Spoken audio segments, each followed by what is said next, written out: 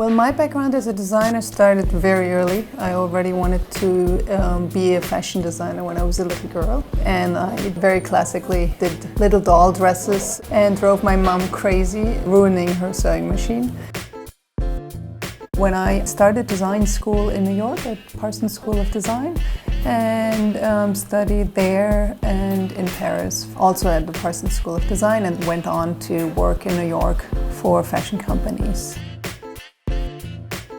When I heard of Berlin as a new base for fashion, I was very thrilled. Of course, like every designer, I dreamt of having my own label and was very lucky to fulfill this dream here in Berlin.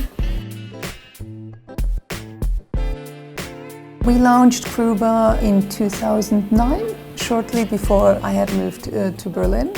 The idea was to start a brand, a long-lived dream, always thinking about starting my own fashion business. We started out as a cashmere label initially, but then very soon moved to more with really high quality fabrics, because we felt this is what our customer really enjoys about Cruba. To work with natural fibers, be a local, very cultural, enriched label here in Berlin.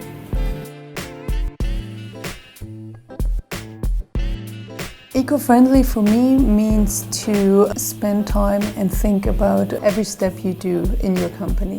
That starts from choosing which paper you print on. It starts from, as a fashion company, reflecting upon where you get your fabrics and where you produce, and what are the conditions where you produce.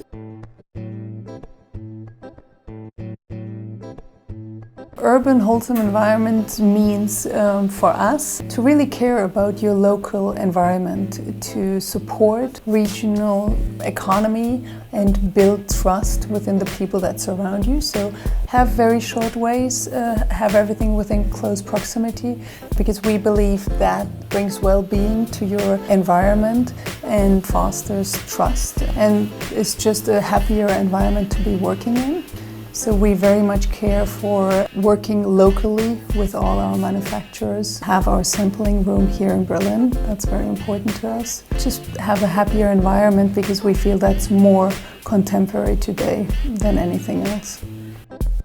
Berlin is definitely a very, very interesting city. I find it a very raw city. I think you find a lot of raw emotions.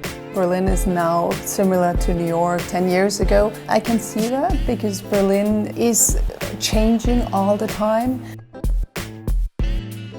It's very important for us to have our samples here in Berlin. It's the main part of our work and of our design process as well. What we do is that we mainly drape at the dress form, so our cuts are developed three-dimensionally.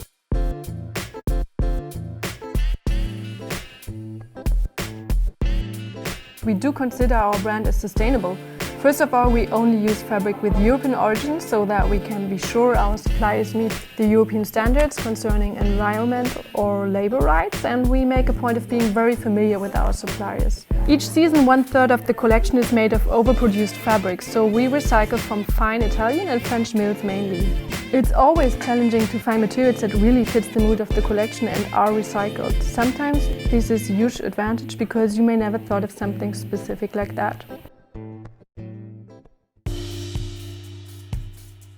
So inspiration for this summer collection was the graphic elements of the desert. I think what drew me to it is, as a child I lived in South America, in Peru, and I really missed the graphics of the desert, the clearness, the minimalism of desert, and so it's not desert in the sense of nomadic life, it's more really the graphic elements. So with that said, this is an important fabric, also the one I'm wearing. The print is from a dried out riverbed, and the idea was to show that in desert you have a fata morgana. So basically you cannot see the difference between the horizon and the earth. And by mirroring the patterns, we try to translate that into our clothing. So this piece is completely, it's one piece of fabric from here all the way to the shoulders and folded over. That's very important for this collection.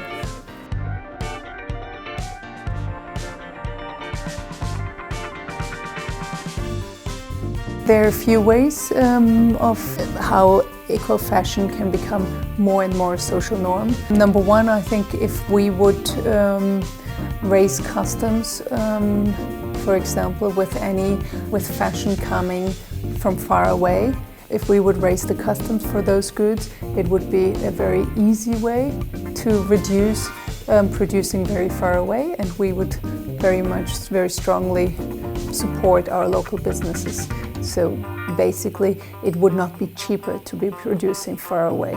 The other thing that one really has to see, if one starts to communicate to especially young people what it means if you buy a t-shirt from a big corporation producing it very cheaply. Basically, if you buy a t-shirt for €5 that has hand-stitched sequenced on it, that means that someone was not paid to do it. And not only was that person not paid properly who produced that t-shirt, but at the same time the damages you do in a different country is not externalized. So that means, so if the t-shirt is dyed in poisonous color far away, that person that stands in the poisonous color probably lives shorter.